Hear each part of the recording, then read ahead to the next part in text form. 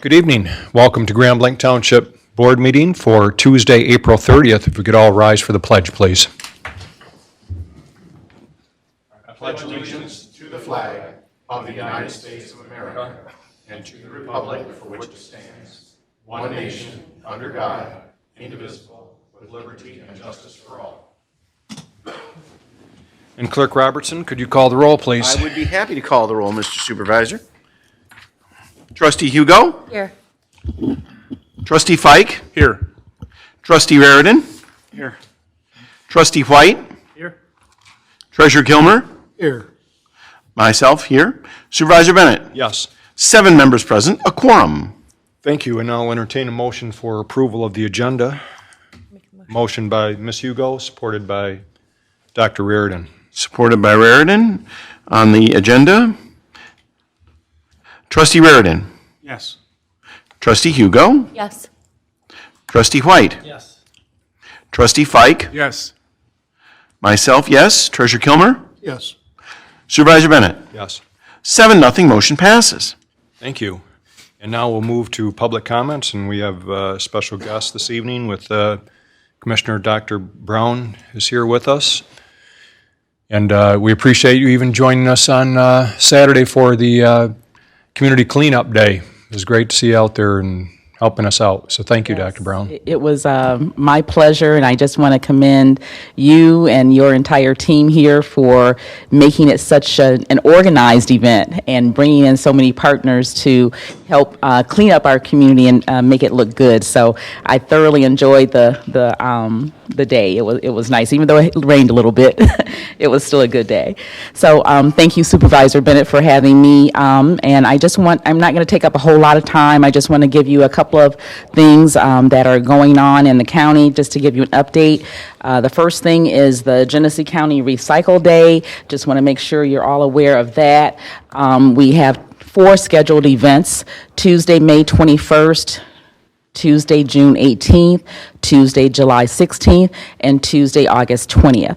And so if anyone in the community has any big items they want to drop off, we're taking pesticides, paint and solvents, batteries, electronics. If you have a big TV sitting in your basement that you're no longer using, feel free to come over and drop that off. And we're only taking 200 slots for reservations. So make sure you visit www.gcmpc.org/recycle-day. And I'll leave this flyer with someone so they can, okay. And we posted that on our social medias too, Dr. Brown. Thank you. The next thing I want to make you all aware of is the broadband initiative that's going on, and I'm sure you've heard about some of the infrastructure funding that has come down from the federal government. In total, about $42 billion, and then of that money, Michigan was awarded or allocated $1.6 billion to expand broadband, and our goal is to create an underground broadband system to provide 24/7 high-speed internet access that is equitable, accessible, and affordable for everyone in Genesee County, residents as well as businesses. So we want to try to improve educational outcomes if students are needing to access any of their work online, economic growth, and of course healthcare, because a lot of people are doing telemedicine services now since the pandemic. The next thing I want to talk about is just to give some accolades to, again, Supervisor Bennett and to his team for helping us to put on something called the Community Mentors Symposium. We were successful in getting a grant from the Federal Home Loan Bank of Indianapolis, and not this past Monday, but Monday before that, we held something that I affectionately call the 4 Square Symposium, that includes bringing 4 mentors who are economic development experts from 4 different states to work with 4 communities in Genesee County, in this district, inside of District 4. So that's why I call it the 4 Square Project. And I especially want to give a shout out to Melissa and to Dennis for helping to write that grant and helping us to secure that grant. We had a wonderful event last Monday, and the mentors from Pennsylvania, from South Carolina, from California, and from Georgia gave us a wealth of information. And we had a debrief meeting here, right here, in Grand Blanc Township. And thanks again to Supervisor Bennett for hosting us here yesterday, where we brought in Mundy Township Supervisor, and also the Flint Township Supervisor, and a person from the city of Flint. So everyone in District 4 began a conversation about economic development and how we could start here, small, here in District 4, and then have a ripple effect across the county. So those are some important conversations I just wanted to make you aware that were going on. And finally, I want to just kind of mention a little bit about the 911 talks that are going on. Mr. Fike just asked me about it a couple of minutes ago. We are still having discussions with the 911 folks and Tim Jones and his team. And we just really want to make sure we do our due diligence in turning over every stone to make sure that we understand the need, that the need is real, and then, seeing if we can go ahead and put it on the ballot for the voters to decide about the surcharge for 911. And so that's where we are with that. And I do see that you have some of these little flyers on the table over there, so your residents are aware of the Genesee County Home Improvement and Urgent Repair Program. And this is something that's also available thanks to some CDBG funding. And I would be remiss if I didn't thank our Director of Community Planning and Economic Planning, Derek Bradshaw, for all the work he does with that area. And if you haven't seen this publication, it's all of the work that was done in 2023 by our Genesee County Metropolitan Planning Commission. And it includes over $211 million of investment. And so I'll leave this here for you, too.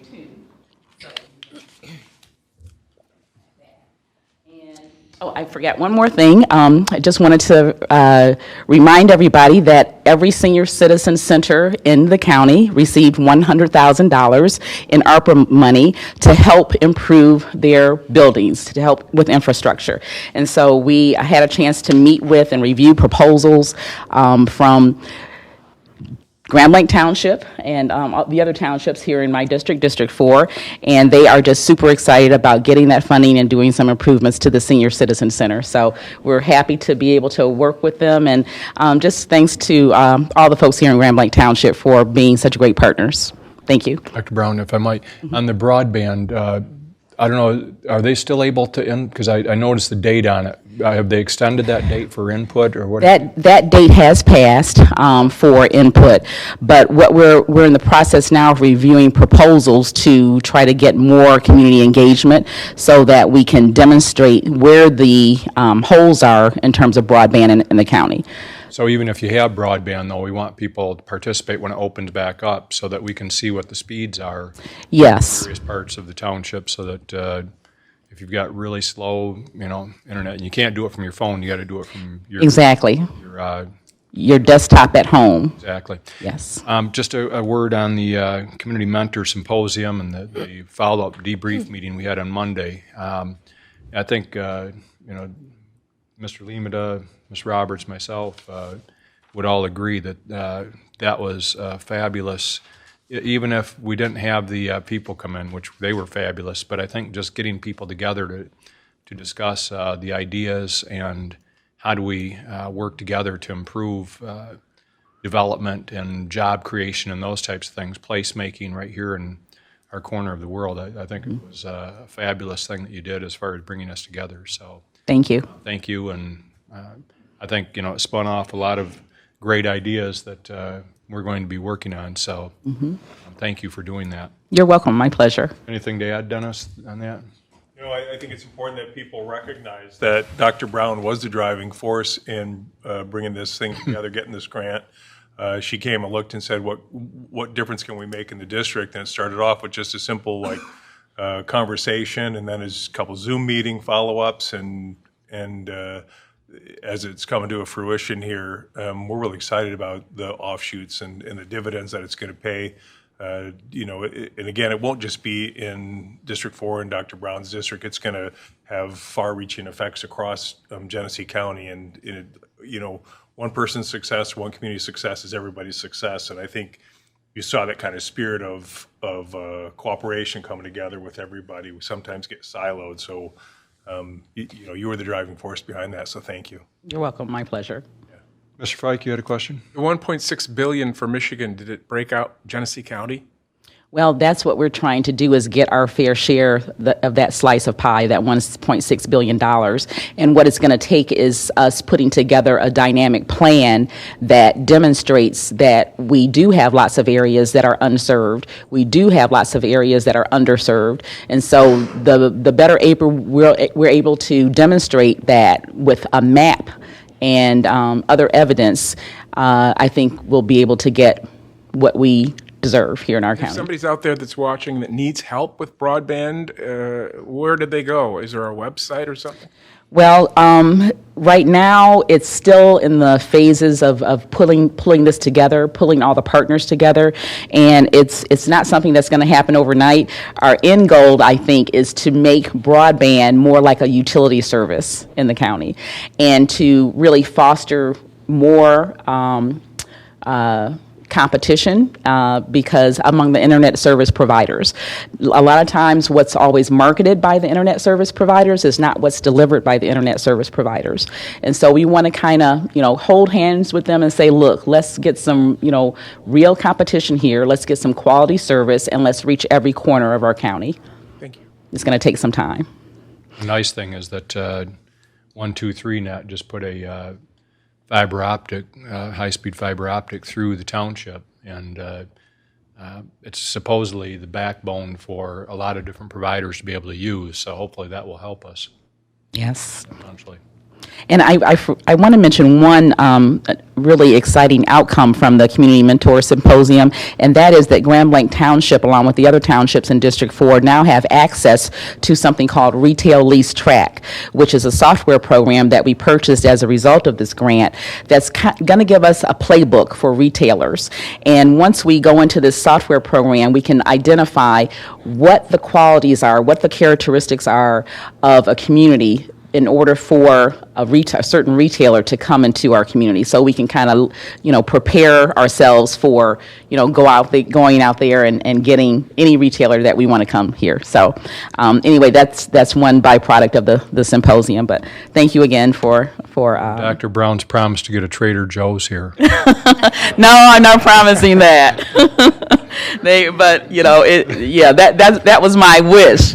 But I can't promise you That was the first one we were at the symposium. We brought up the fact that we know what social media in Grand Blanc says about which retailer we want. And, Yes.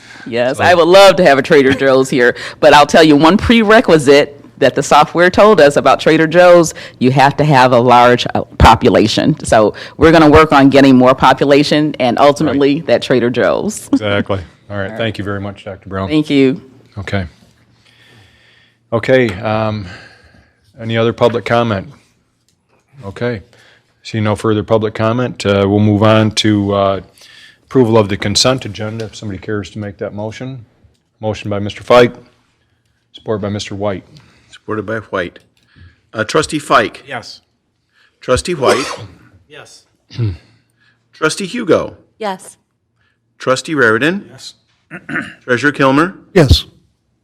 Myself, yes. Supervisor Bennett. Yes. 7-0, motion passes.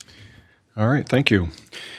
On to old business, and for a strategic plan update, we have Mr. Kimmer, our Assistant Superintendent, giving us an update on Parks and Rec. And I will switch it over to his presentation, hopefully. Give it a minute. Is that your computer?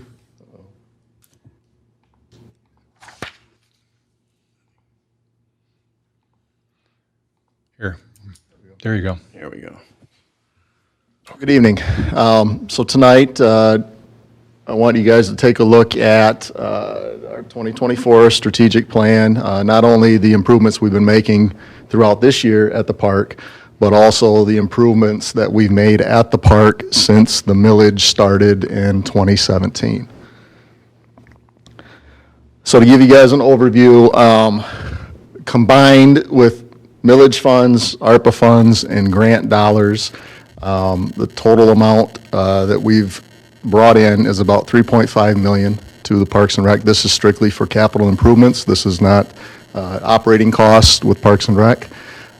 So you can see about 78% of the total dollars is dedicated to the millage funds, around $2.7 million. Of that millage dollar allocation, approximately $476,000 of that was invested into the park when we were under the Parks and Rec Commission. That was from 2017 till 2019. In 2020, Parks and Recreation became a department of the Township. And since 2020, we've invested approximately 1.3 to 1.4 million of capital improvements at Creasy Bicentennial Park. We currently have $500,000 in allocated towards matching funds for the Land and Water Conservation Fund grant that we spoke about a few weeks back.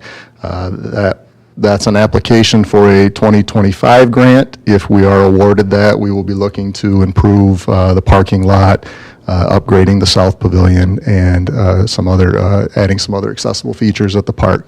So we currently have $500,000 set aside for that. If you add up all of those, that leaves us approximately 300 plus in the reserve fund. Ideally, we do want to keep a decent chunk of change in the reserve fund to act as matching funds for grants that come up. Typically, if we're going for $1 million grant, they're looking for a 50-50 match on that at $500,000. So a little background on the millage. In 2016, the voters of Grand Blanc Township approved the Parks and Recreation millage at 0.25 mils.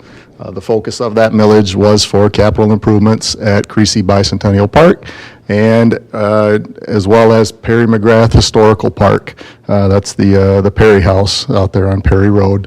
That is part of our park system. Again, since 2017, approximately $2.7 million has been collected. And by the end of 2024, when we factor in our current capital improvement projects of the playground, the field dragger that we purchased, the fueling station that we are currently building right now, as well as a truck with a plow, by the end of 2024, we'll have spent probably approximately $1.9 million of those dollars. And again, $500,000 is allocated for matching grant funds for 2025. So Matt, by the end of this year, we'll have spent over $4 million on the park, really, right? When you factor in the... Well, the 2.9 that's been collected from the millage, 500,000 of that is part of that 2.9. So we are about 3.4 total with millage funds as well as various grants. So a little earlier, we spoke on the ARPA funding, the post-COVID ARPA funding. We were awarded $367,000 towards the parks with the ARPA funding. The projects that we had for that were the addition to the maintenance barn. That's where we added in a restroom and a break room for the crew out there at the park. Up until that point, the crew did not have a restroom that they could utilize throughout the year. So that was a big improvement out there. We also did we replaced the Sherwood Drain Bridge, the pathway on the west side of the park through the woods. And then right here, the fitness court, that was also an ARPA-funded project. Seems like it's been a great addition to the park. We see people out there all the time. We have a few fitness courses going on, classes for the fit court right now. Speaking towards the grant funding, as far as what has been awarded to the grant or what has been awarded to the park currently is approximately $383,000 of that. $100,000 was from the Convention and Visitors Bureau here in Genesee County to put towards the ADA bleachers.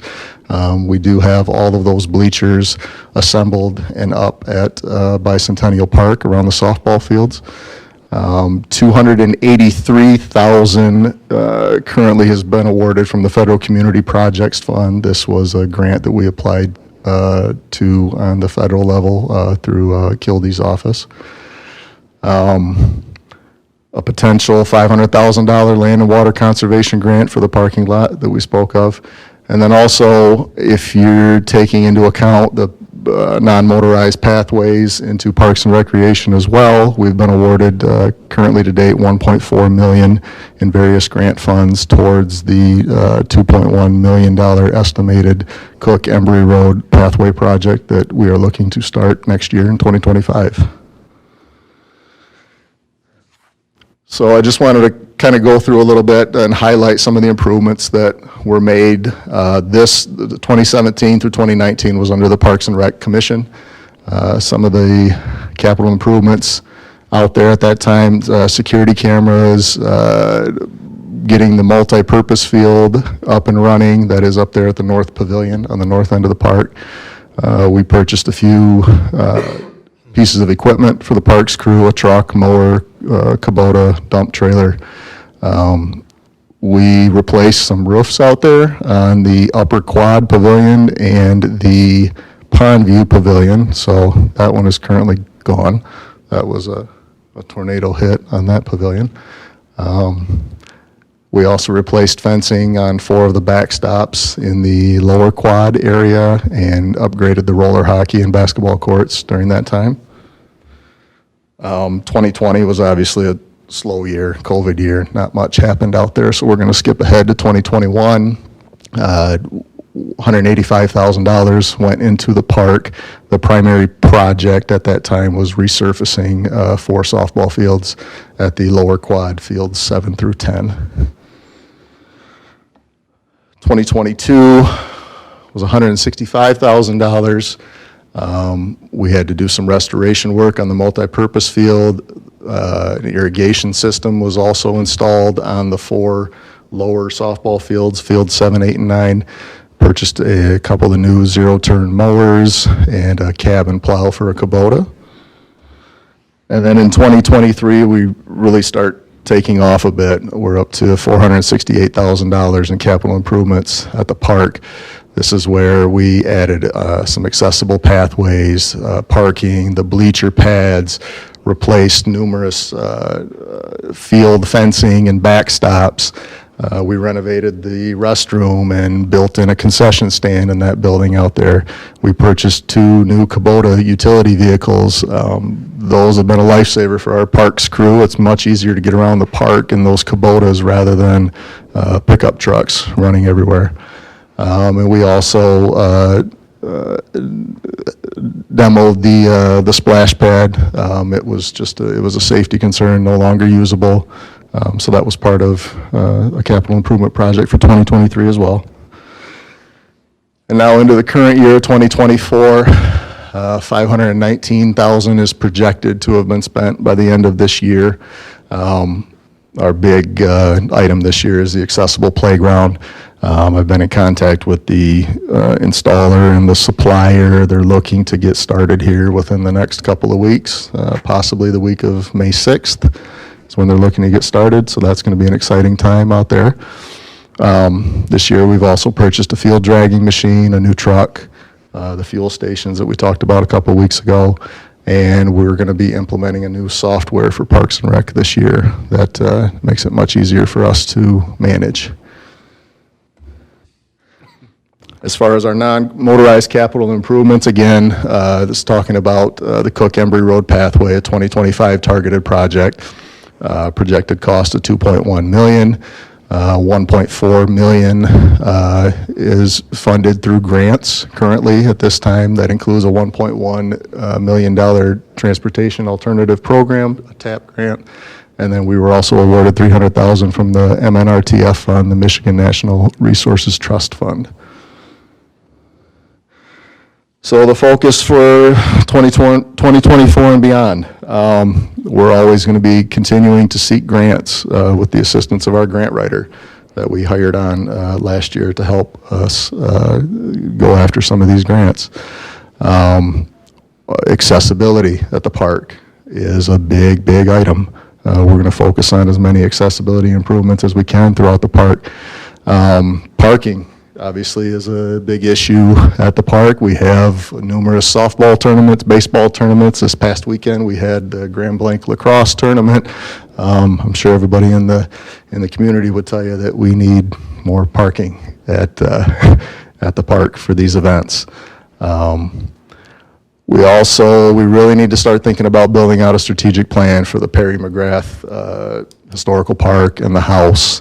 We'll probably be talking about that in the next few weeks or so, what it's going to look like for that house. What do we want to do with it? Do we want to rent it out? Do we want to offer more events out there? Our current recreation programmer, she's been getting a few programs going out there at the house, so it's really a underutilized asset that we can capitalize on. And then, the big question, obviously, the Parks and Recreation millage is expiring at the end of 2025. I know it's not something everybody really wants to talk about, but it is quickly approaching. Do we, ask for a renewal of the .25 mills? Currently, .25 mills brings in about $400,000 that we can spend on capital improvements a year. Do we look at increasing that a bit to get on a more aggressive timeline to tackle our capital improvement projects at the park? Like I said, we have numerous parking needs out there. We're also looking at possibly irrigating the upper quad baseball fields. The soccer and lacrosse fields will need some irrigation work as well, some updates to that system. So, yeah, that's about all I have tonight. Any questions? That is extremely impressive that we've been able to do so much in such a short period of time. I know we have a long list of things, I know that the staff and probably even board of things we'd like to do eventually, and I think we're doing a great job with the money that we have. Sure. I can't imagine without that millage where we would be at. Yeah. So I'm very grateful that our residents saw that need and answered that call. But I think we've done a great job with the money, our staff has, and look forward to even more great stuff. But Dave, you had your hand up? Yeah, question if I could. If I understand your presentation correctly, the grant history, and we've really taken off in terms of our securing of grants just over the last few years. I think, is it accurate to say that prior to 2020, from 17 to 20, that we really did not pursue as much grant money as we're now getting? I just want to understand. Yeah. I think that there's great progress there if we have. I just want to make sure that the public understands that we've had great success over the last 3+ years in securing grants, which are a big part of the funding picture. We just took over the park. In 2020, yeah. Okay, well then let me rephrase the question then. Is our history of the Parks and Recreation Department as part of Grand Blanc Township significantly better than that which was under the commission from 17 to 20? Most definitely. Okay, do we have a dollar figure on that? I It's okay if you don't. no, I don't have a dollar. And honestly, the grants that I listed on here were just strictly between 2017 and 2024 to kind of coincide with the millage funds. Okay.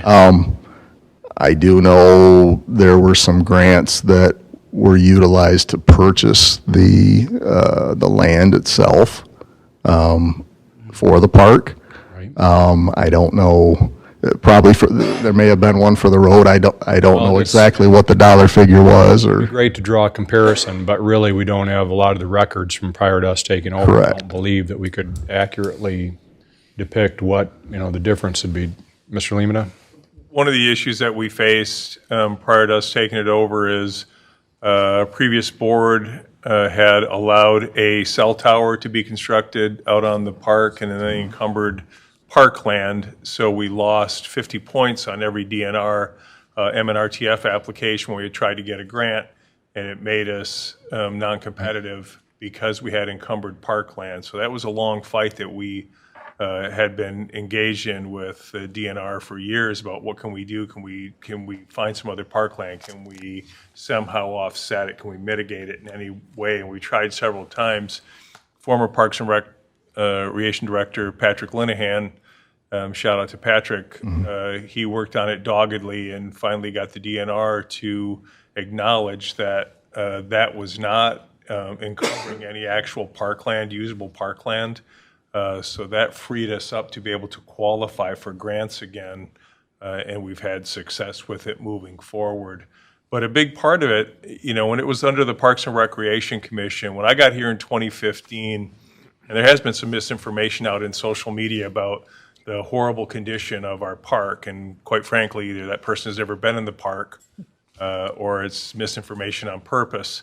Because when I got here in 2015, there were some issues. The basketball court, and Supervisor Bennett and Dr. Raridan, you'll remember this, in the first month I was here, after the board had hired me, as I took a tour to look at all of our assets. In the basketball court, we had to shut down because it had heaved concrete. It was dangerous. We actually had to lock it down and block it off for people, which led to the discussion of the millage and moving those things forward. So we started getting that fixed right away in early 2016. And so, I mean, it became so critical. There was just so many years and years of deferred maintenance that really, if you look at the progress that has been made since 2017, it's phenomenal compared to where that park was in 2017 and where it is today is absolutely amazing. We have a gem. We have 200 acres of an amazing park out there. You know, I've received phone calls from people that either are new to the township or don't even live in the township that have been to events out at the park and have, you know, seen it over the past couple of years, and they've called, you know, in this past year and said, "Wow!" I mean, even like the fields, you know, what an improvement they are with the new fencing, new backstops, new bleachers. It's a marked difference in the appearance and the use, you know, of that park. I was out there. When was it? When was the light the night? Was that Tuesday night or Tuesday night last week? Which was not the greatest weather night, but you know, Tuesday evening, you wouldn't think the park would be full of people, but you drive through there on a Tuesday evening, and cars everywhere, people everywhere, and people are amazed that our park, you know, gets that much use. It'd be great to see, you know, if there's some way to count how many people are out there on a daily basis, but that park and you know, even throughout the day, you drive through there, there's people out there walking, riding their bikes, using the dog park. But that park, if you're not a park user, you may not know it, but that park is utilized very well. Mr. Fike? I've got just a few questions. I'll be brief. Yep. First of all, the Cook-Embry pathway, is that a part of the park system? It's recreation. It's recreation. You guys are shepherding it? I mean, it's kind of falls under your tutelage? We can go for some grants, and but as far as pathway maintenance, things like that, Yes. yeah, And when will that start? that's projected to start in 2025. Okay. Baseball, softball coming up or here. How does this season look as far as tournaments and activity? Are you able to project the upcoming season? Sure. So we have 7 tournaments this summer Is that about right? through May, June, July. If I might just interject too a little bit, Mr. Fike, you know, the balancing act with the tournaments is that, yeah, tournaments are great for the local economy and filling hotels and restaurants, but our local people like to be able to use the fields and the park as well. And so I've been at meetings even prior to this board, you know, people complaining they couldn't use the park because we have tournaments there. And so it's a little bit of a balancing act between, you know, making sure that people that are utilizing the park are Able to helping still to utilize it throughout yes. the weekends. Yes. Perry McGrath. Yes. I think we've addressed this before, but refresh my memory. Is it operating at a loss? I mean, is that a liability out there? Currently, we aren't bringing in any revenue on the house. The dollar amount that we have budgeted for maintenance and repairs, utilities this year, I want to say it's $30,000 or less, somewhere around there. And there's been addressed why we can't rent it. Well, our park doesn't break even either. I mean, Correct. Parks, and I had somebody ask me from another community that was looking at opening a park or starting a park, they ask me, hey, parks break even, right? I said, I invited them to come over and meet with us, but, parks are an asset to a community, and without it, economic development doesn't go very far either. So it's something that we need to provide, even if it costs us money. And I have been working on a rental agreement for the Perry McGrath house. Hopefully I can bring that to you in the next couple of weeks here, within the next month or so, hopefully. Bridal shower or? Bridal showers, I have some concerns. photography classes. So I do have a general rental agreement in place that I would like to review with the board at some point soon. I only go over there once a year for that historic thing that they have, and I kind of forget that it's there. Yeah. It's a cool place, plus that little trail in back of Sure, it. yeah. Very cool. I think it's worth a separate discussion on the rental, because we've put $1.5 million into that facility, and for a $300 rental, we're taking the chance of ruining it. So whatever we use it for, I think we need to make sure that, $300 isn't going to mean anything if some of the stuff's destroyed in there, Have them so. sign a liability agreement. If you wreck it, you pay. No, it'll definitely be up for discussion. We'll talk. We'll- The other thing is this, $400,000 millage that we currently Yes, have. currently, yep. And the question is, should we increase it? I think we probably should leave that up to the next board to decide where to go with that and justifying that. Okay, Yeah, it's a 2025 millage, so correct, it'd be, yep. the other thing is, I don't know that there's anything else on the ballot next year, so we got to hope that there's something on the ballot besides us, so that we're not paying the full freight for that. Right. Dr. Reardon? Did we get any money from the insurance company for the tornado that went through? We're still working with the insurance company right now. We're still having bi-weekly meetings, quotes going back and forth, so that's not closed out quite yet. Mr. Kimmer, one of the things, I don't know if you want to mention this at all, but I know you've been talking to some folks about utilizing the property out at Perry, the Perry House, and you want to mention anything on that? Yeah, so we've had a proposal that came in, it's probably over a year ago now, and some conversations here and there throughout the last 6 months or so. We do have a group that would be interested in basically putting a disc golf course out at the Perry McGrath property.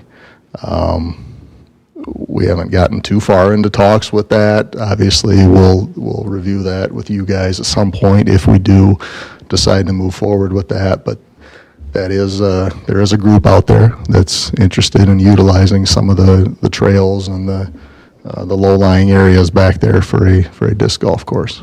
The barn, it was nice, but it was not safe, and that's gone. Correct. And actually, it's created a lot more parking. Yep. But I think, if we're going to utilize it, we probably will have to look, if we're doing some strategic planning Yep. on what we're going to do for improved parking out there as well. So in fact, we just approved having the gravel driveway resurfaced and extending the parking a little bit. They may be getting started tomorrow, Thursday, possibly, on that. One thing also, when we're talking about pathways, we had a meeting with the county, in the last 2 weeks, to be honest. Everybody's seen that pathway on Perry Road that's coming over Sure. from Goodrich, right? And beautiful trail. I mean, they put some bridges in there that are absolutely gorgeous.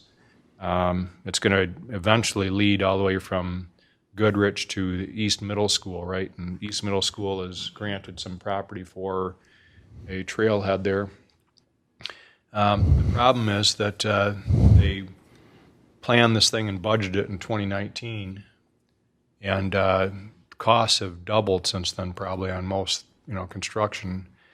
And also, they ran into a number of engineering issues that they weren't anticipating. I believe with some of the structures they had to build to get through some wetlands and some other stuff. I think it was subterranean that they ran into.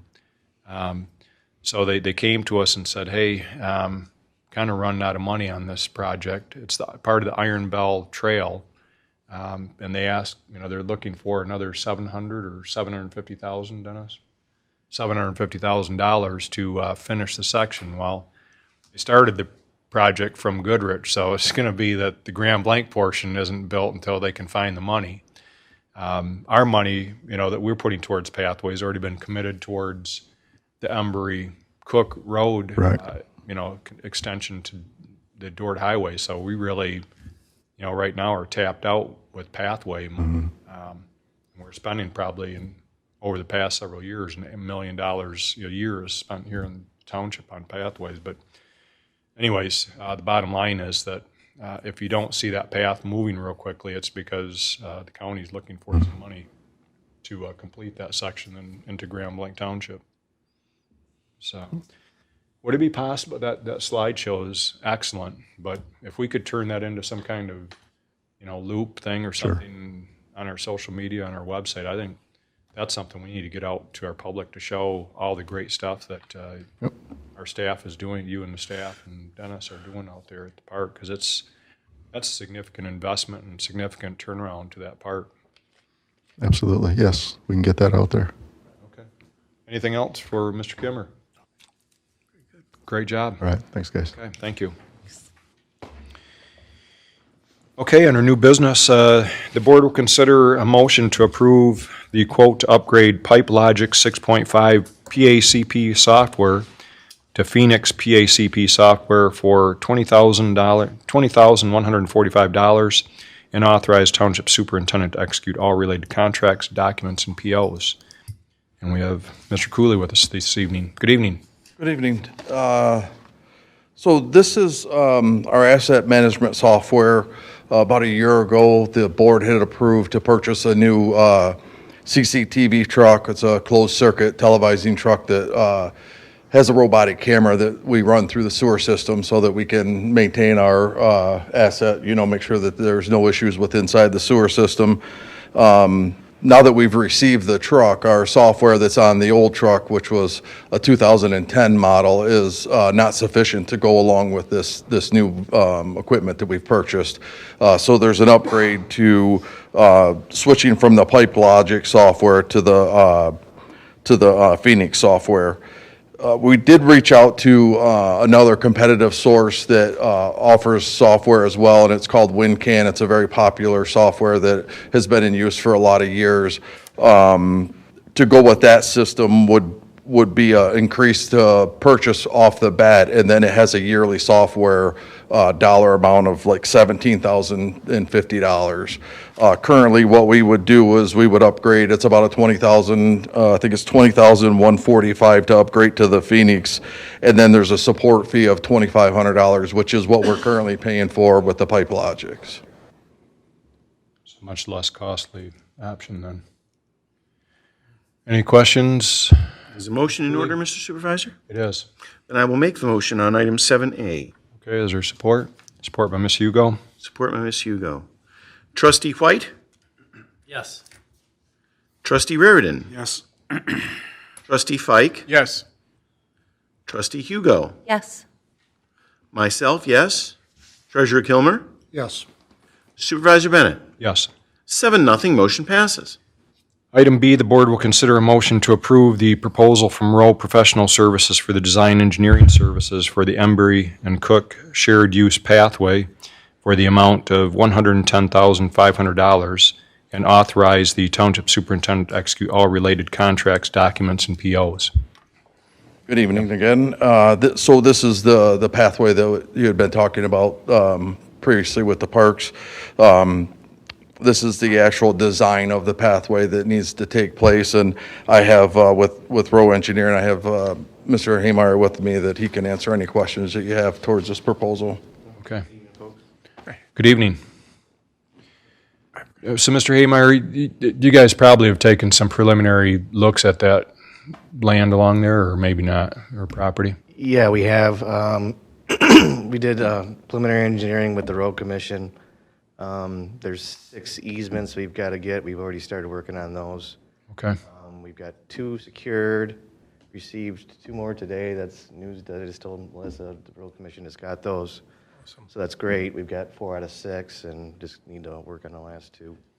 So the section closest to Cook Road, is that state-owned property? I'm just curious. I don't know. There's a long stretch there of vacant property. I don't know if that was the state or, but there's utility that runs through there. They've got power lines or something there. Yeah, there's a large MDOT right-of-way. It's the limited access right-of-way part of the express. Okay. We won't be probably able to put the pathway, I mean, we wouldn't be underneath the utilities probably, right? The utility isn't going to want that. No, we're going to try to be between those overhead lines and the ditch. Okay. I just wondered if there's any way to preserve, because there's a lot of trees in there, and I was joking with somebody and told them they're going to clear cut the whole thing, but I'm hoping that, you know, going down there, we can preserve as many trees and, you know, and maybe a separation between the road and the pathway, if at all, with any trees, but maybe there isn't enough room, I don't know, but, That'll be the goal. Ideally, we'll put it right on the backside of that ditch. okay, all right. Yes, Mr. Kilmer. In your comments and in listening to this thing, it says the board will consider shared use. Who are we sharing with? Bicycles, walkers, pedestrian, you know, anything that can share that pathway. So it's referred to as a shared use or Correct. You don't want to non-motorized say pathway. sidewalk because that implies it's just pedestrians. Like Scott said, bicyclists can use it also. And Scooters, rollerblades, roller skates, skateboards, shared use of anybody who wants to use a pathway. Mr. Fike? We were just there this past weekend for the trash pickup. Yeah, we were. And I still can't visualize, well, 2 things. Will it go obviously under the expressway? How do you do that? I mean, because it's like a slope like that. You got to cut into that or, yeah. Yep, exactly. Yep, we cut back that. That's called the slope protection, the concrete slope protection. Right. Put in a retaining wall, and then you have a protective fence going between the road and the pathway, and you can do it in there. Was it Irish Road and Right. 69? That'd be a good Similar. example. All right, A and B, didn't you mention that, will there be some kind of crosswalk there? Because obviously, you know, they'll have to get from one to the other. There'll be a signed crosswalk, kind of like over on Dort Highway. Dort and Baldwin, right? Yeah, Pollock, thank you. Oh, Pollock. Right. Alerting motorists that, hey, there's people and bikes that are, You know, You can speak into the microphone, Scott. oh, I'm sorry. That's right. No problem. So, yeah, so there's a crosswalk at Porter and or Pollock and Dort. That Dort right there. very similar Similar. to this one. And there would probably be one on Baldwin eventually when we put pathway down there somewhere. But And also on Grand Blanc Road, you probably don't notice it, but it's prepared already. There's cut into the roundabout, or prior to the roundabout on Grand Blanc Road for that, but. Yep, we'll be connecting to that, and that's nice, because we won't have to put the crosswalk in. sounds exciting. Yeah. Somebody asked me, what about going on the other side of Embry Road? And I said, well, you look at a lot of that, and it's very low. It's probably floodplain, I would guess, in front of the church there. And that would cause a lot of expense. But I think, Yeah.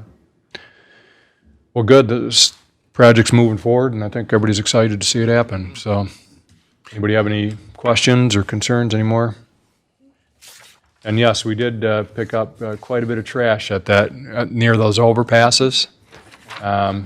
Trustee White and Trustee Fike were in charge at that area, and overall, well, we'll wait till a little bit later to give the report on the overall amount we picked up, but there was, I think it was 30 years worth of trash and by those overpasses, so. Okay, thank you, gentlemen. Is a motion in order, Mr. It Supervisor? is. Then I will make the motion on item 7B. I'll support that. Motion by Robertson, supported by Bennett. Trustee Hugo. Yes. Trustee Fike. Yes. Trustee Raridan. Yes. Trustee White. Yes. Treasurer Kilmer. Yes. Myself, yes. Supervisor Bennett. Yes. 7-0, motion passes. Thank you. Thank you. Item C, the board will consider a motion to approve the acquisition and implementation of a pair of high availability firewalls from NetSource One. So Director Loosevelt forgot that he needed to be here this evening. So he's leaving it up to me to walk you through this. And as you guys know, I am a pretty high-powered IT expert, as far as you know. In other words, I know how to make my laptop work. This is about upgrading our existing firewalls, and this really came about in conversation about having redundancy in the firewalls from NetSource One, and it's going to be something that we have to have when we have the new DPW and fire station built, regardless, because of the separation of the campus. And so what Nathan is saying is that we absolutely have to implement a second firewall regardless. And it's, currently, he points out that when we performed our standard maintenance on our firewall, the dispatch center is most affected as it is done after normal business hours. So anytime we have to take it down, that puts us at risk for our 24/7 dispatch, obviously over at the police department. So that's why we need the redundancy so that we have the additional firewall in place.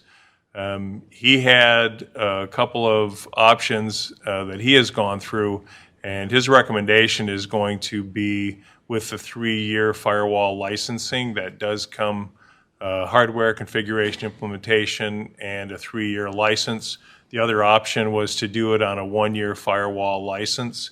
The issue with doing it with that 1-year license is we have seen increases every single year. If you do approve this and you went with the 3-year, then we're locking down that price for the next 3 years.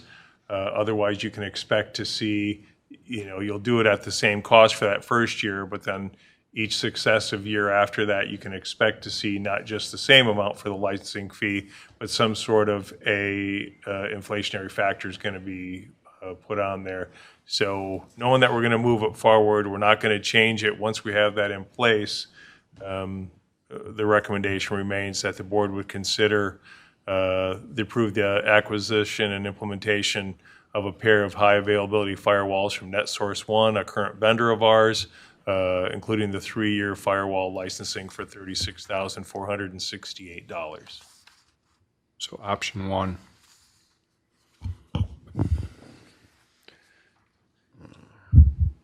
Okay, any thoughts or concerns? I'll make the motion if there is a motion is in order, Mr. It Supervisor. is. All right. And is there On support? item 7C. Support by Dr. Reardon. Support by Raridan. Support. Very good. Trustee Raridan. Yes. Trustee Hugo. Yes. Trustee White. Yes. Trustee Fike. Yes. Myself, yes. Treasurer Kilmer. Yes. Supervisor Bennett. Yes. 7-0, motion passes. Okay, thank you. Item C, the board will consider 7D. I'm sorry, D. The board will consider a motion to approve a contract with Civic Plus for the ongoing use of the Civic Clerk software in the amount of $11,000. $116,498. I see. The commas, okay. Yes, Wrong. about that. $116,498.47, along with terms going forward, and allow the superintendent to execute all associated contracts. It is actually at 11,000. Oh. I apologize. Is it? I made a mistake when I wrote that. So which number drops off then? For the accurate figure, what is that? Yeah. $11,648.47. So get rid of Great the, news. 648. And I'm saving you $100,000. An extra 9 slipped in there between 4 and 8 for some reason. I was Again, going to say I would have again. noticed that before, but if I may, Mr. Supervisor, 11,648.47? yes. I'm getting that figure correct. Yep, that's the correct number. 11,648.47. Correct. Okay, correct the, all right. Go ahead, Ms. Roberts. This is our software that we've been using. This is our regular amount that we've been getting. They were trying to give us a price increase. I asked them questions about the price increase. They're going to hold it off until next year. It's across the board, everybody's getting the same price increase of 25%. So we were able to maintain what we had for one extra year, and that's why you're needing to sign this agreement. So you are saving us some money. I am. Okay. Over 100,000. Yeah, right. Okay, it seems to be working well. This is our agenda software and Yeah, and Tyson. it's also with the Civic Plus program, and which is what our website is on, so it integrates really well. Right. Any concerns or thoughts from any board members? I'll make the motion, Mr. Supervisor. Okay. Support. Support by Ms. Hugo. Support by Hugo. On item 7D, Trustee Fike. Yes. Trustee White. Yes. Trustee Hugo. Yes. Trustee Raritan. Yes. Treasurer Kilmer. Yes. Myself, yes. Supervisor Bennett. Yes. 7-0, motion passes. Thank you. Item E, the board will consider a motion to approve a contract with ETC Institute to conduct a community survey in the amount of $19,000 and to allow the superintendent to execute all contracts. Mr. Limita? So I know this is kind of a new subject that we haven't discussed before, but it's something that my superintendent's team with Matt Kimmer and Melissa Roberts, we've done a lot of review on. What this is to do this community survey, and it's a tool that we used in my prior community, and I actually sent the report we got from that to Supervisor Bennett so he could see that example. If you had an opportunity to walk through the proposal that we got from ETC Institute, you saw some of the kind of information that you can get. One of the reasons that we're suggesting this is you will be going into, or whatever configuration the board is after the election later this year, going into creating your next 4-year strategic plan. One of the things that these community surveys do, the board gets a lot of competing requests. We want pathways, we want you to fix our roads, we want you to do more snow plowing. The list goes on and on.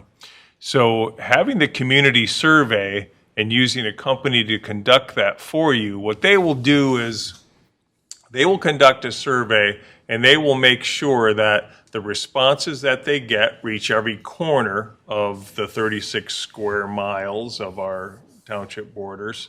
They'll make sure that all of the neighborhoods are represented, and they'll make sure that they get enough responses back that it is statistically significant, that they can tell you with a 95% confidence interval that you can rely on the information provided in the survey. It's a great thing when you're starting to do some planning because you can determine the questions as a board, what kind of information you want back. And as part of that, there's some issues that obviously are important to everybody, and whether that be roads, street maintenance, broadband initiatives, parks and recreation, sidewalks, trails and pathways. We hear all of these things all the time from different groups throughout the community. What you're doing with this type of a survey is you're sending it out there and you're asking them what's really important to you. And you're asking them, this is very important to me, it's somewhat important to me, it's not important to me. But you can break it down however the questions you want to ask. And then when you go to base decisions, you're going to be able to make data-based decisions when things come up. So when somebody asks, well, why aren't you putting, more why don't you put sidewalks in everywhere across Grand Blanc Township? Be a great goal, but it's awful hard to provide city amenities with township taxes. And so you guys have to really determine what is really driving it. What do people want? So in those questions you can ask, how important is this to you, and force rank it and take the top 10 issues. And then you really start to break that down to what are the top 3 out of there. And you're going to, I would ask questions about the police department, the fire department, response times, how well they think they're doing now. Do they want to see improvement? And then you can also ask questions, is it important enough to increase a millage? Would you pay for it? Because we can do all things as a local government if there's money there. And so then you start to ask people how important it is to you on a trade-off. You'll end up with 300 pages of information broken down by demographics, that you want: age, income level, neighborhoods. I mean, you can create a sort that you can go through all of this. It can be really overwhelming, but the top line report that you get will really show and really break out, and you can share that with the residents here to say, here's why we made the decisions. Here's why this is in our strategic plan, is because this is what we heard from you. The vast majority of people think this is the most important thing. This is the second most important thing. This is the third most important thing. And it helps you when you're allocating funds during the budget time with discretionary funds. It can be such a valuable tool. So I know we haven't had a lot of conversations. It's something that I've used forever. We talked about this once before with the board. We talked about it when they were starting to kick off the master planning process, and I shared the information. I shared the report that I got back from my last community, but it wasn't picked up at that time. This is an opportunity for you guys to explore it, think about it. You don't have to make a decision tonight on this, since it's the first time. I used ETC Institute for the proposal, because that's who I used previously, and I was so impressed not only with their ability, the processes that they carried it out, but with the results and how they presented it and the information that we got. This is a kicking off point for it. I think that they were a phenomenal company to do it. This is what they do, is community survey. It'll help guide the decision making for years to come. I think the options available are to explore it. We can go out for other proposals if it's something that the board is interested in, instead of just looking at one proposal. I think they will be cost competitive, but we don't know until that goes out. And so if you want to do your due diligence on that, we can certainly seek other proposals. I think you will find when you go to research these companies that ETC company is very highly recommended. They do a phenomenal job. I can share with the remainder of the board the results and how I use that tool from my prior community. If you think that would be helpful, you'll get a chance to see the volumes of data that you get broken out by demographics. But they sent a pretty good indication of what that would include. I do think that you'll love the tool. The whole timeline takes about 4 months. If we approved it now and moved forward in May, something that you'd have, this fall. And yes, it's an investment. It's a $19,000 proposal, so it's an investment. But man, as a decision-making tool, and when you have conversations with residents, constituents, you're having that conversation about, well, why did you guys support this? Being able to show the fact-based, data-driven decisions that you made. Well, the reason I did it is because 78% of the people, it was either important or very important, and that's why we decided to allocate resources towards it. With that, I'd be happy to answer any questions. So, Dennis, this would be a random mail-in survey? Yeah, they will specifically target areas around, and there will be, people don't have to worry. There's not, an identifier with names or anything like that on it. But it is coded, so we know where the responses come back from. And once you get it, and it was all mail-in when I did it last time in 2011. Maybe there's a different component now. But if they don't get a response from somebody, they'll target somebody else in that neighborhood and send it out. They will guarantee you that they're going to get the number of responses to make it statistically significant. So, that I think is really cool, because you're not going to, it might be that you could get everybody from the south end of the township who responds, and you get the number. So you're like, man, out of 40,000 residents, we got 400 responses, and we feel this is the appropriate amount. But if they all came from the south end, is it truly representative of what the community needs and wants? So they will absolutely guarantee that they picked up the targeted neighborhoods. Yeah, that's what's important to me, is if we're going to ask people, we want to make sure that it's, representative of everybody in the township. Sometimes, unfortunately, the loudest voices, are are what we listen to instead of, the broader base of where the community's coming from. If we were planning to build a swimming pool and everybody wants a tennis court, then, we're going the wrong direction.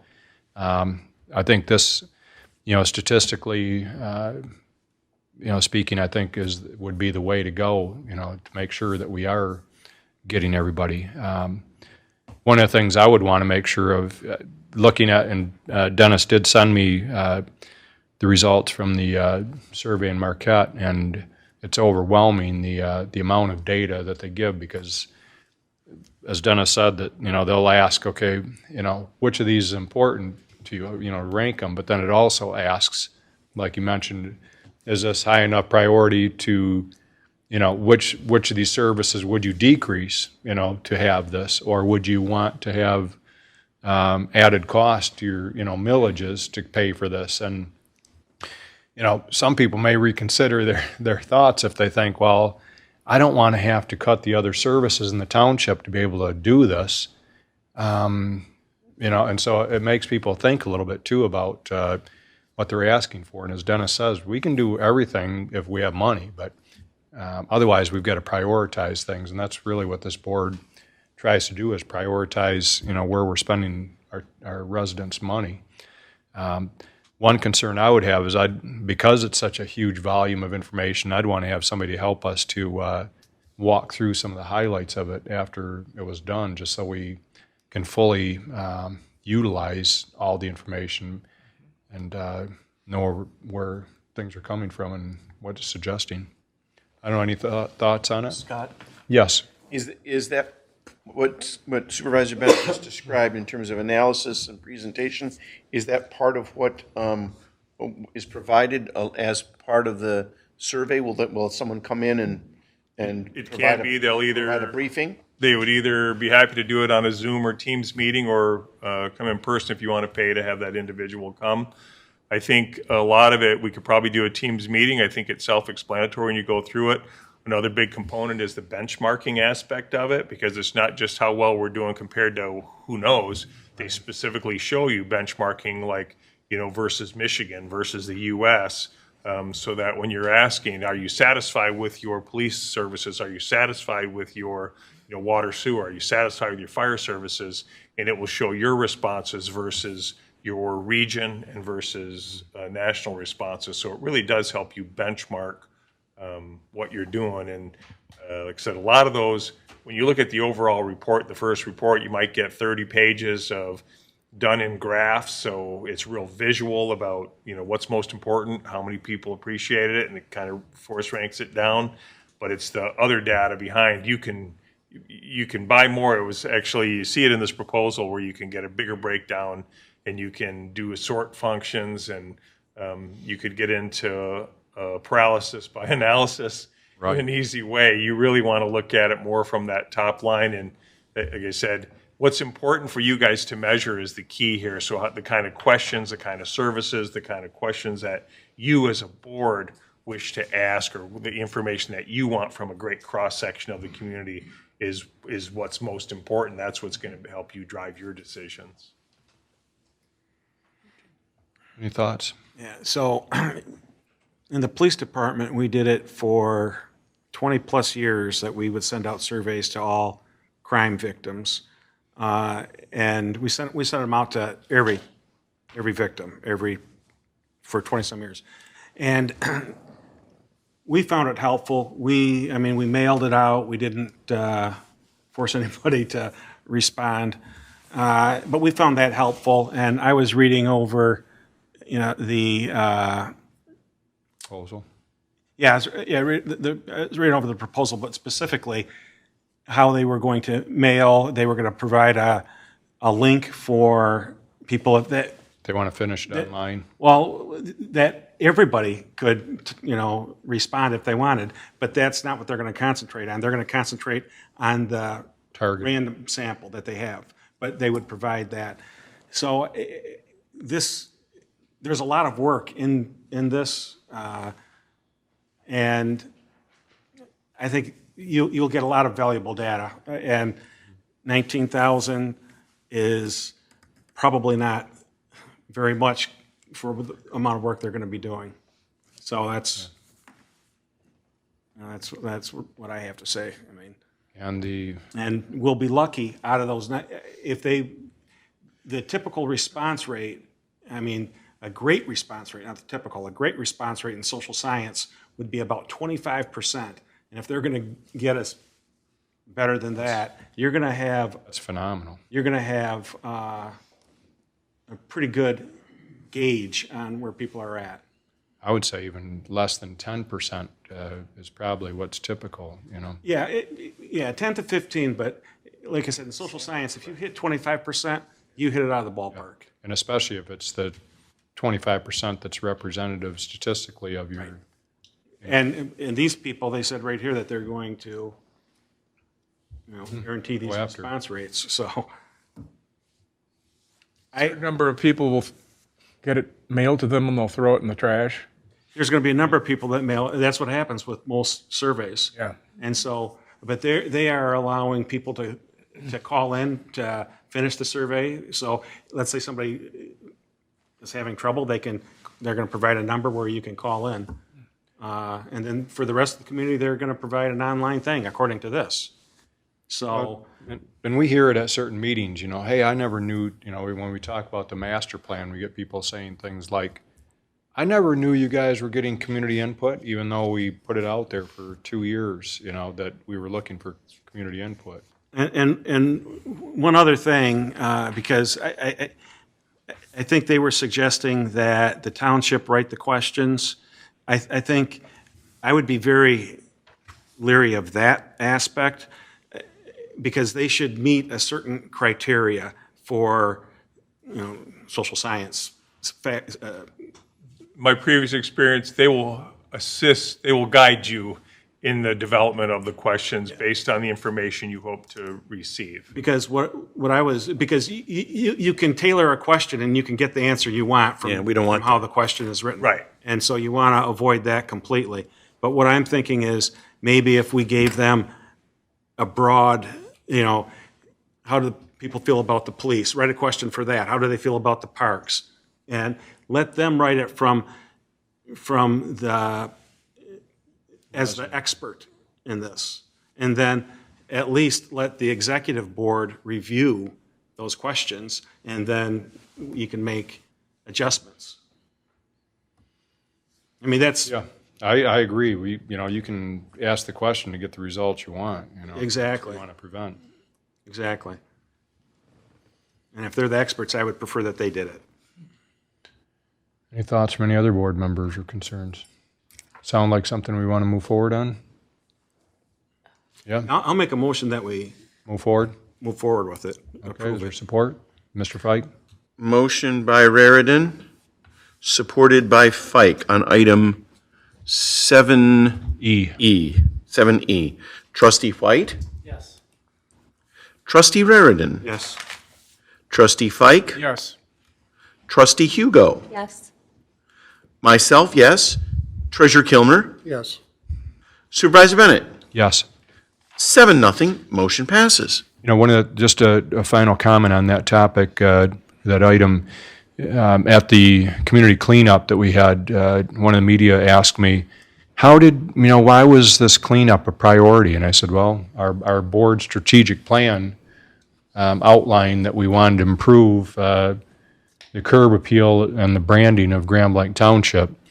And, this survey and playing into the next strategic plan or the redrafting of it or review can play an important role. And when somebody asks us, hey, why are we focused on this instead of this? Well, overwhelmingly, our residents told us that this was a priority. It can be part of that response. And I think it'll help to either tell us that we're on the right track, or it may show us in a few areas where, hey, maybe people have a slightly different or maybe totally different.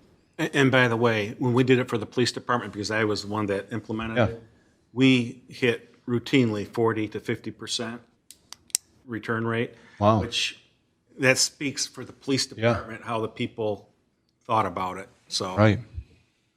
Very good. Mr. Lemina? I think what's impressive with what they do is some people are going to be like, oh man, they only mailed out, they mailed 1,000 of these and I didn't get a chance to get one. I wanted to answer it. They will give us a separate link and they will let people answer it, which is cool. It's just that it's not included in the data you get. It'll be included in a second database for the random, so it's not part of the sampling. So, in a perfect world, they'd come back and they'd be relatively the same. But, if we were to ask a question, how do you want us to spend your money? Do you want us to fix all subdivision streets? You could get an overwhelming response back, from people because they're like, hey, make sure you answer that survey because they'll fix our streets. And you skew the numbers. So I think the way they do it, and when you get the data back, you guys will be very, very impressed with the. Well, anybody ever get one of those surveys from a friend? Hey, my son's up for, voting him for athlete of the week, or hey, we want to all vote for this restaurant. And so everybody, you get all your friends to vote for that restaurant or that person or whatever. And it's really not statistically accurate in terms of who voted. It's just basically you were able to lobby and get a bunch of people to vote for it. And that is the fear when you're taking a look at, surveying a community, is that we could end up with one group that's really good at lobbying for people to reply. And in this case, we're going to get people from all ages, all economic strata, and all neighborhoods, and all races and what. We can send some information out too, like what's important, other than the governmental services, police, fire, water, sewer, all those things. But then tax rate and, parks and recreation abilities. Start thinking along those lines. We can put together kind of a thing and send it out to all the board members, but so that we're truly measuring what's important to the seven, of you. Start thinking along those lines, and that'll help these guys as they start putting those together. And obviously, you guys will be the ones who approve the final questions before they go out to get the data that you're looking for. Very good. I'm excited. Thank you. Okay, item F, the board will review the Kearsley Creek Interceptor agreements and then consider a motion to, 1, approve the KCI Phase 2 agreement, 2, approve the financing agreement for the Kearsley Creek Interceptor, 3, approve Resolution 24-18, which serves as the notice of intent for the financing. Mr. Lemata? Thank you, Mr. Supervisor. We asked for a legal counsel opinion just to review the financing agreement before we committed to this project. Obviously, it's a $35 million total project. Multi-jurisdictional, yes, it includes Oakland County as a portion of it, but it's really a Genesee County project. Has to do with creating that sewer capacity for the south end of our township. And it will also service the village of Goodrich, Atlas Township, Davison Township. The board has already approved the Phase 1 agreement for moving forward with Phase 1, which really does this sewer interceptor, and it's multi-jurisdictional, like I said. Before you tonight is the Phase 2. Phase 2 is funded by Grand Blanc Township. It has to do with the portion that picks up Baldwin Road, Tech Village, Woodfield. We can abandon a pump station and it will go then ultimately into this Phase 1 interceptor and move to the treatment plant.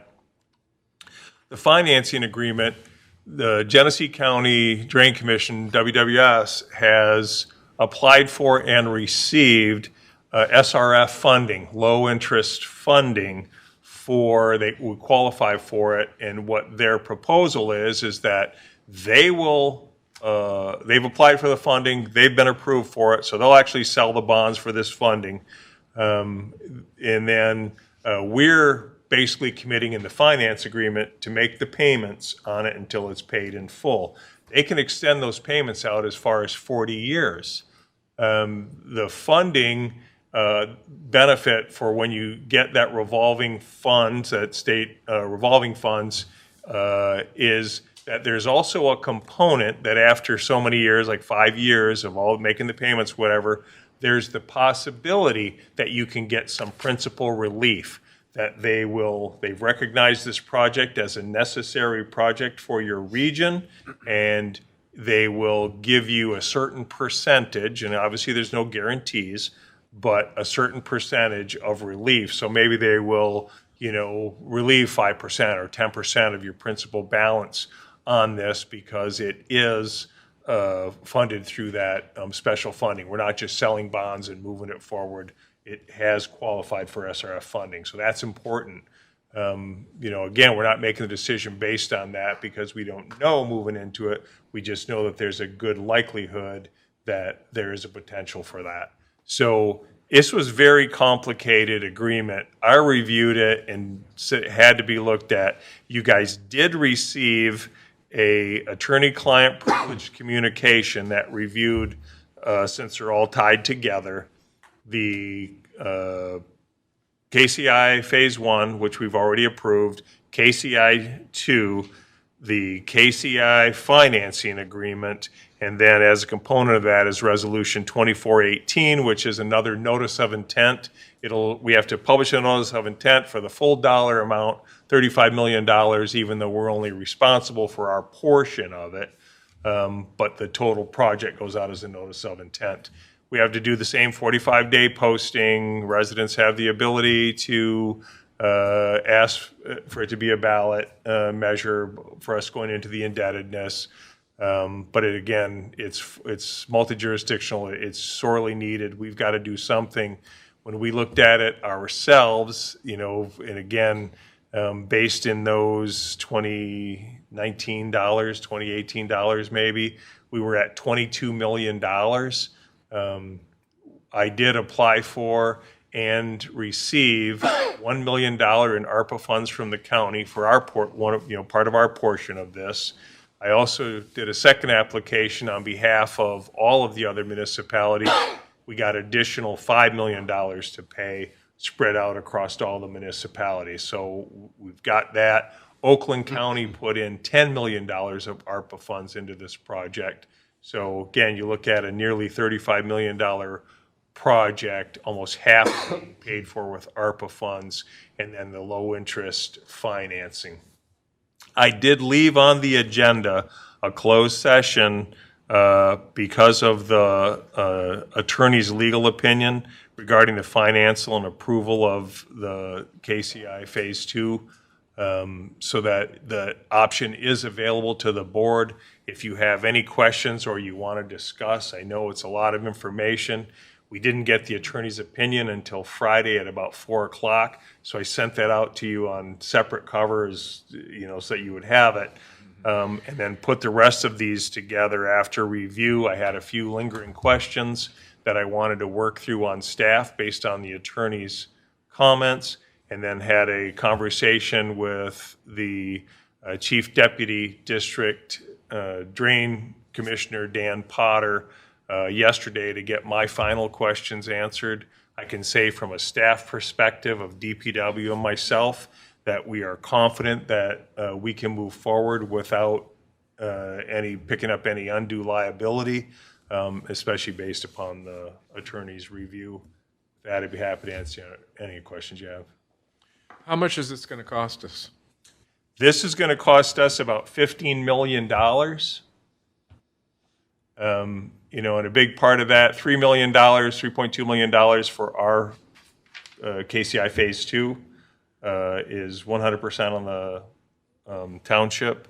And then our portion, a lot of the big discussion that we had leading up to this, Trustee Fike, and it's a good question, is capacity needs, right? So we size this thing, what size pipes are we putting in the ground so it'll handle capacity? And at one point during all of this, they had us picking up about 74% of the capacity when we needed about 46 to 50% of the capacity for our own needs. And that capacity analysis was built with the township engineers, looking at it and saying, what do we need? What's the volume that we could possibly need with 100% full build out for those areas that are going to be served by this, right? And so based upon that analysis, they have determined that we need, about that close to 50% of the capacity, which I think this has us at 54% of the capacity. We're having a little bit more than we might need, but that's down from the 70-some percent. And through conversations and negotiations, the Drain Commissioner's Office is also buying in about $4 million worth of this project that they'll own the additional capacity for, that they can sell when they need to other municipalities who may need it. Could be us down the road, who knows? But 15 million, can we pay it in dribs and drabs? I mean, yearly, or how do we do that? We'll pay it in an annual installment at that low interest rate, and again, up to 40 years. So how much will that be every year? I don't have the exact number because I don't have the amortization schedule yet. Everybody had to finalize it. But it comes out of our enterprise fund. It doesn't come out of our general fund. Correct. It's Okay. water and sewer funds. It is built in. Our estimate of what that's going to cost us is built into our rate model. So it has been built into our rate model, including this year's. And so it's anticipated, and we've got it spread out over 30 years. We anticipated payback over 30 years. And you feel we can afford this? Yeah, it's, like I said, it's built into our rate model. So our rates currently are set to recover the amount we need to move forward with this plan. This is something we've been planning for a long time. Without it, we won't have much more development. The other thing that this entire project does is actually relieves some issues in the northwest portion of the township where we end up with sewage backups. Part of the problem is that we probably do have a lot of I&I or people that are putting their sump pumps into the sanitary system in some areas of our township, but what happens is the sewage ends up backing up when there's a big storm and people's sump pumps are going into the sanitary sewer. By increasing the capacity and taking away some of the flow that goes through the northwest portion of our township, which is some of the older homes, right, it's going to clear up some of that problem. It's not going to clear up the I&I or the infiltration into our system of stormwater into the sanitary, but what it will do is increase capacity so that those people's basements don't back up with sewage. And so it's going to not only serve for allowing us to have more opportunity for development, but it's also going to help relieve some issues in some other parts of our township where you talk to the residents in that corner of the township and they'll tell you not only is that a major issue, but the surface water, which is a county issue, and the county has had a board of determination meeting to look at that surface water up there, because whenever we have a rain event, if you drive down those presidential streets off Fenton Road, you'll see there's quite a bit of surface water flooding, and so and that may lead to the I&I too. But bottom line, we can't afford not to do it because we've got a lot of residents that are having issues, but also if we want to have any further development, we're going to have to do it because we'll be at, we run into some issues right now in certain areas where developers aren't able to build because we don't have the capacity, and we don't want to have that happen too often. Just as an go ahead, aside, Mr. Pike. forgive me, I was out ahead. last year, or actually a few years ago, when I was campaigning, Yes. and I saw exactly what you're talking about. I think it was the Wishing Well subdivision where a guy had the thing, pipe kind of running all the way down to the street because it was flooding back there, and he says, yeah, this happens all the time when it floods. So Right. I know of at least one. Yep. I'm sure there's many more. Sure. House. Your house? Yeah. Okay. Mr. White? I just have a question based on Dennis's email, not getting into the legal part. This is his writing. So 2+ years ago, when we approved the engineering plan, the county just never did it for this Thompson Road water main. Oh, They that. just forgot to do it. I mean, this was 2+ years ago, and then they didn't want to give us our money back either. Exactly. So I think you understand my reluctance to move it forward until we had it completely vetted and legally vetted. The Thompson Road water main project, when it came forward, part of it was they wanted to use the water from our Hollywood Tower, right, to energize this thing. And we were reluctant to do so because trying to make sure that we kept our own capacity.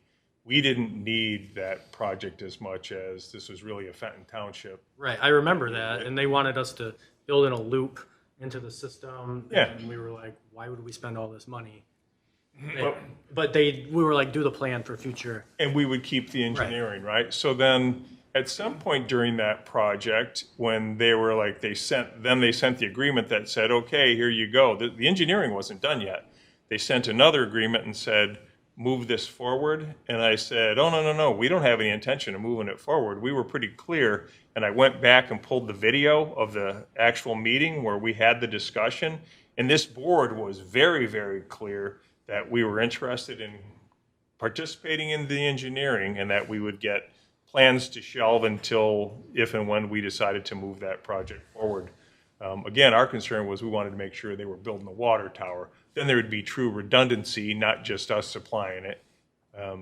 And so kept waiting for the plans and received like, hey, when are we going to get those plans? And received like, yeah, we're just finalizing it. We got a couple more things to go.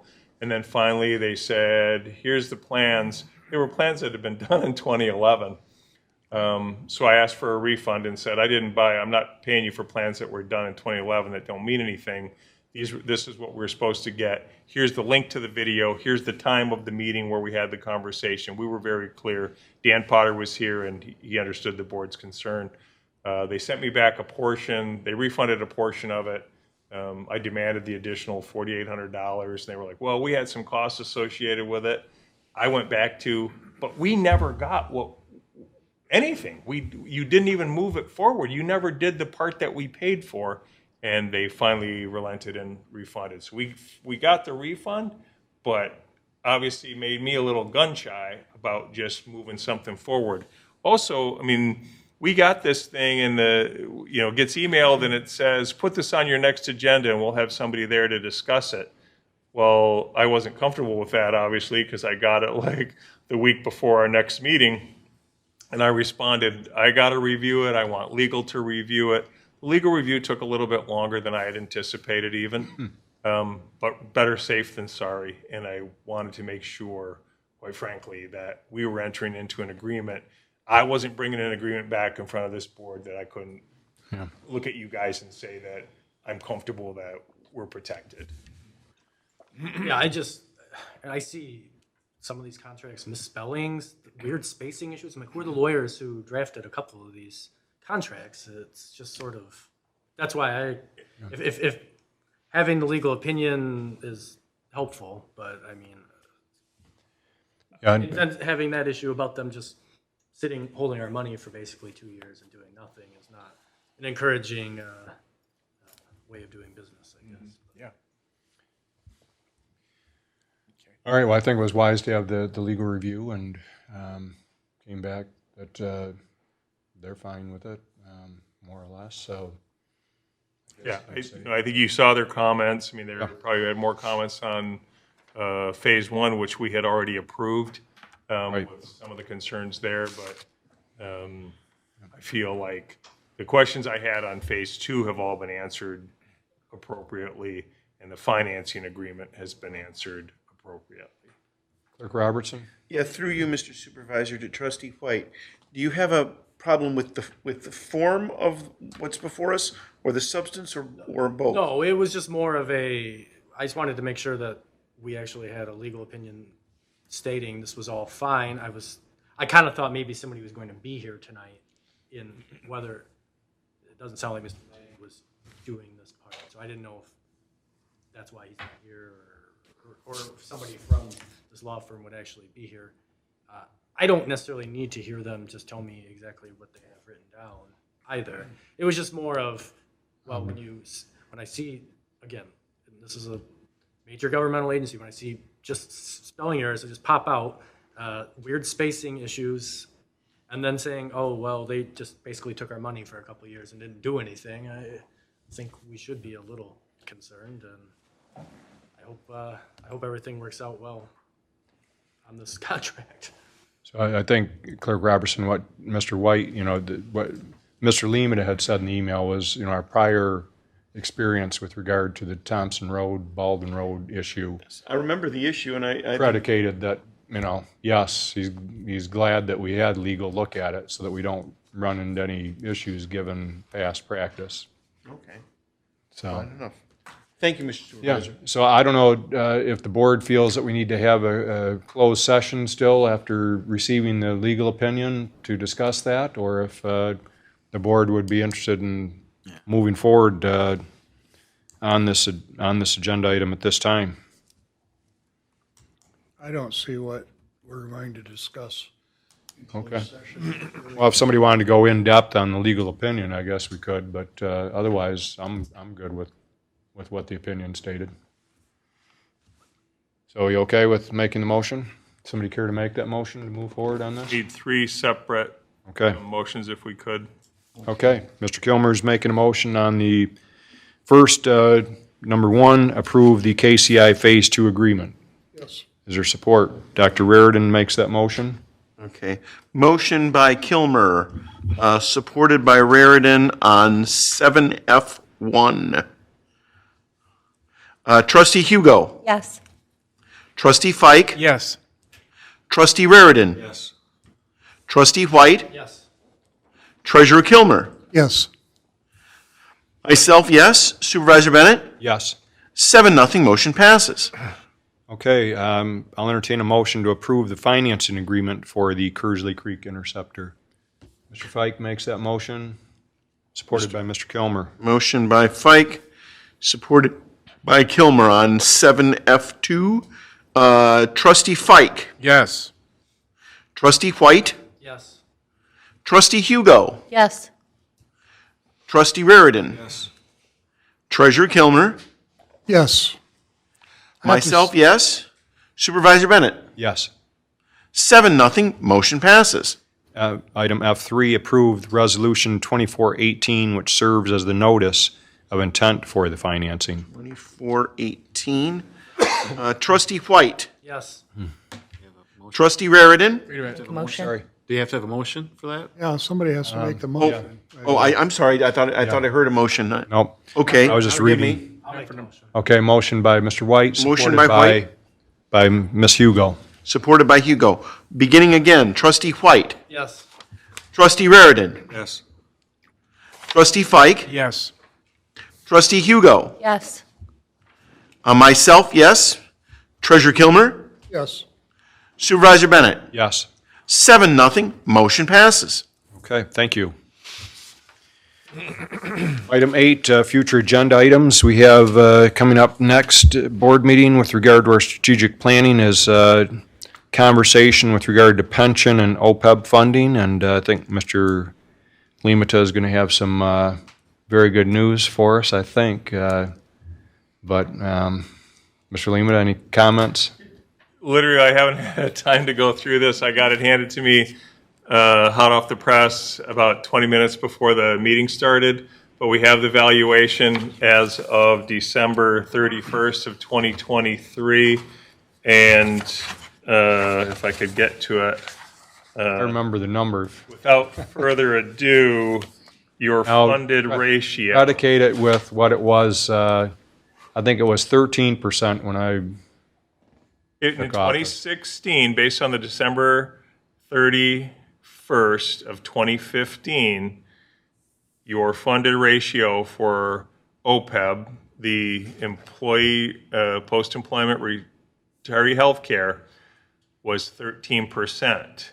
As of December 31st of 2023, I'm happy to report a funded ratio of 95.97%. Phenomenal. You're here. That's deserving of some applause. Good news. That having been said, I just want to remind the board this is always a snapshot of what it looked like on December 31st, and we still don't take our foot off the gas. We continue to fund our legacy costs because it's so important. While it sounds like we're almost 100% funded, clearly we could have a 2007 happen again, and what happens to the market, and we could be 60% funded, a following year. So, but this really shows this is what you guys have been doing. You made it a strategic plan item. You said we are going to address these legacy costs. We'll get the results for your MERS police pension plan in June, and I expected, to see some gains there, obviously, with what we've been doing. But you're keeping your foot on the gas. Clearly, additional $1.2 million last year made a difference, man. Throwing that extra $1.2 million on there. You're solving this, and this is the biggest financial hurdle for local government across the United States, especially in the state of Michigan. But you guys have done the right thing. You've continued to do the right thing, and it's working. So thank you. And Dennis, I think it's important that, at our next meeting when we talk about this is, because I think a lot of residents, the OPEB and pension, really people wonder, well, that's good, but they don't realize how this affects, what we can do as a township in terms of, if our interest is just growing, by leaps and bounds every year, what impact that has on our services, when somebody's taxes go more towards paying debt than it does towards services, things are upside down. And so I think we need to talk a little bit about, when we talk about these numbers, is what does this mean to our residents in terms of benefit, and why has it been such a priority for this board to focus on this? No, that's phenomenal. I'm looking forward to that discussion. So, Ms. Hugo, anything, or Dr. Reardon, Ms. Hugo? Our May meeting is canceled for lack of agenda items, Okay. so we'll circle back in June. Okay, Mr. Kilmer, anything? Yeah, I meant, and I just forgot to bring them the first quarter report, investment reports. Okay. I'll have them next week. Okay, very good. Clerk Robertson? Nothing to report, sir. Mr. White? Mr. White? Just a couple of things that I want to mention is most of our board members were there at the cleanup on Saturday, and just want to thank each of you for your work. The day was very successful. I want to thank Ms. Roberts for helping to coordinate that event. Last year I think we probably had 25 people maybe. This year we had over 100 people with various groups coming in and helping do everything from cooking hot dogs afterwards for the lunch to doing everything. But had a lot of great groups. Mr. Yancho, who's on our planning commission, was there helping. Ms. Roberts got an email today from the company that donated their garbage hauler, their dumpster. And they sent us a picture of what the pile looked like when they took it to the landfill, and also happened to tell us, hey, we just wanted you to know that your group picked up 1.3 tons of trash and rubbish on Saturday. When you figure that a lot of that stuff is plastic, bottles, there's a number of tires, but still, you name it, car parts, that's a lot of stuff to pick up. But it absolutely looks fabulous. You figure some of these areas that we picked up probably haven't been picked up in 25, 30 years or ever. And so, each year we're going to tackle a different section of the township. The entrance and exits off some of the expressways look fabulous. The only problem is that Mr. Lemata, who is out there helping as well, and Ms. Roberts, now, everybody who is helping, now when you drive down the road, you notice all the places that haven't been picked up, right? Because it's like having a red car, you notice all the red cars. So, but I appreciate, the community coming out and for this. I think we actually inspired a lot of other communities to take a look at doing something similar. I know the county board is now talking to the sheriff department about how do we get the community service hours from people that maybe that have been sentenced to help as well. And so we've started a whole conversation that, this is a county-wide issue. This isn't a Grand Blanc Township issue solely. And so I think it will help our entire county if we can start battling some of the trash that we see along some of our expressways especially. So thanks to the entire community for that. A couple of things that I think Dr. Brown hit on with regard to development and job creation, what have you. I think the meetings that we've had in the last few weeks with other parts of the county have been very valuable, and I know that we're already the leaders in the county for development, but I think that we can go even further by working together to see if we can't overcome some of the hurdles that all of us are facing, and I think you'll see more coming out of this. It's really just the impetus for a lot of things happening, and a lot of great discussion that I'm not sure, a lot of white elephants that people just haven't addressed, that our group is talking about things that really matter. So very impressed with the conversation been going on there. The 911 surcharge, you heard Dr. Brown talk a bit about that. There was a special meeting today of the members. I would say that it wasn't heated, but very concerned municipalities, and that 31 municipalities, voted that with the 911 consortium to move forward with asking the voters for a $3 surcharge, and the county board said, well, we're going to approve $2.50, which would allow the 911 consortium to operate at its current level and basically pay its existing bills, but it will dip into the surplus over a period of time. One of the concerns with any 911 is paying for future costs of radios, computers, pagers. I really don't even understand all the equipment that's tied in with our police and fire that in this past round when we bought new equipment, I think it was in 2017, am I correct, chiefs? 2017, it was millions of dollars worth of expenditures. That equipment has doubled in cost already. It's got a 10-year warranty on it, so in 2027, that equipment, it may still be useful, but it'll be off warranty at that point. In the past, the 911 consortium board made sure that our budgets had enough money to set aside a surplus so that equipment could be purchased by the 911 consortium when it needed to be replaced, and they did. The problem this time around, if we only go with $2.50, is that there isn't going to be a surplus for when that equipment comes due. What that means is that municipalities, whether it's City of Flint, the Township, the Sheriff Department, villages, what have you, in Genesee County are going to have to come up with that money for the equipment.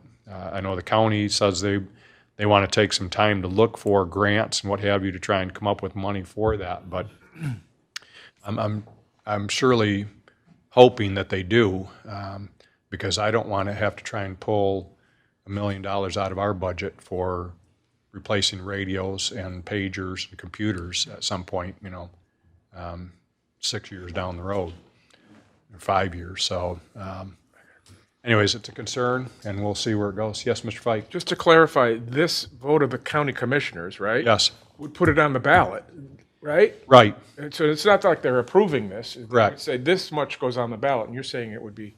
Well, the consortium was asking for a $3, which is the maximum, and the county board said, we're going to limit it to $2.50. The consortium spent the last 2 years analyzing what it was that we needed to be able to make it into the future.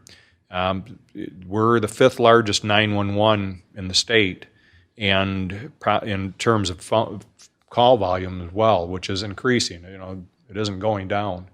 And we are not meeting national standards right now with our 911, so it isn't as though we're overstaffed. We're actually understaffed. So to have just basically a budget to be able to maintain really isn't going to go a long ways. But I'm hoping that they feel that the state might have some money they can give us, and I hope they're correct, because I said my concern is I do not want to have to put a millage on our local ballot to pay for this. And as I mentioned before, if there is a shortfall with 911, it comes back on each of the municipalities as well as the county, and the amount that we would have to pay is based on population and taxable value. Our portion of it at the last glance was about $900,000. I mentioned today at the special 911 meeting, I said, if we have to pay $900,000 for this special assessment because we run out of money, I think there's going to be a number of municipalities. I think that this will break up the 911 consortium. We're already spending $600,000, $500,000 on our own 24/7 call center. to spend another $1 million, might be wiser to invest it here. For a lot of municipalities, the percentage that they would be paying from their general fund is going to be a lot steeper than ours. I mean, take a small community and take, 25% of their budget, they're not going to be able to exist. So they're not going to be able to pay that money, and so they're going to have to opt out of 911. So it's a concern. The 911 felt they had a solid plan for forecasting for the next 5-10 years, and I guess we're going to see if the county can come up with, they're going to vote tomorrow on this, but on allowing the 250, or I guess they moved it up to 260 now, so we'd have a few dollars extra. But we'll see if they're able to come up with additional dollars in grants and what have you to pay, or put money aside for future radios and computers, what have you. So, so that's where we're at on 911. And with that, Mr. Lehman, anything to report on? Just the Treasury Specialist position, the board asked me to put that recruitment together this year and to get somebody in so that we could start the training process with the eventual retirement of our Deputy Treasurer, Nancy Stilson, after her many, many years of service. I'm happy to report that as of this afternoon, there were 24 applicants for that position. Wow. There were probably 8 to 12 very solid applicants that we are going to start scheduling interviews for. Should be able to hold those interviews in about 2 weeks, and looking forward to see where that goes. But very impressed with the caliber of applicants that we have had to date. Dennis, just an observation. What do you think, your observation, what is the difference with this position? Because I know in our finance department in the past, we've had a real struggle trying to get applicants even for those positions. And this is kind of a similar role, right? I mean, it's financial position. What we're seeing across the state, really, local government positions fell out of favor, right? They're just people. One of the things that used to attract people to local government was benefits as a public employee. But as we've switched out of that mode where we don't offer the benefits that were historically offered with public employees, and we more match the private sector, people see the instability, no offense to 7 individuals here, but the instability that comes with working for elected officials and what happens. And so there has been a pushback on people seeking local government employment. And then after COVID, after the pandemic, it just really fell out. We had one heck of a time. And it's not just Grand Blanc Township, it's every local government municipality in the state of Michigan trying to fill positions. I'm on a listserv with the Michigan municipal executives, and I mean, we're trying to get, we're asking, do you have anybody in the hopper that could, potentially want to come here? And it was really hard. Our finance department, we struggled trying to fill those positions. So I'm happy to say that we're seeing a turnaround. We're getting some really excellent candidates in the police department. Seems like we've had more of a return to seeing more and better candidates.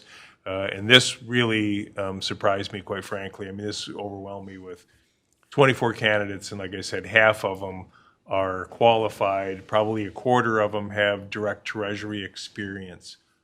So it's nice to see. Maybe it's the pandemic's over. Maybe there's not as much money out there. People are returning back to full-time workforce.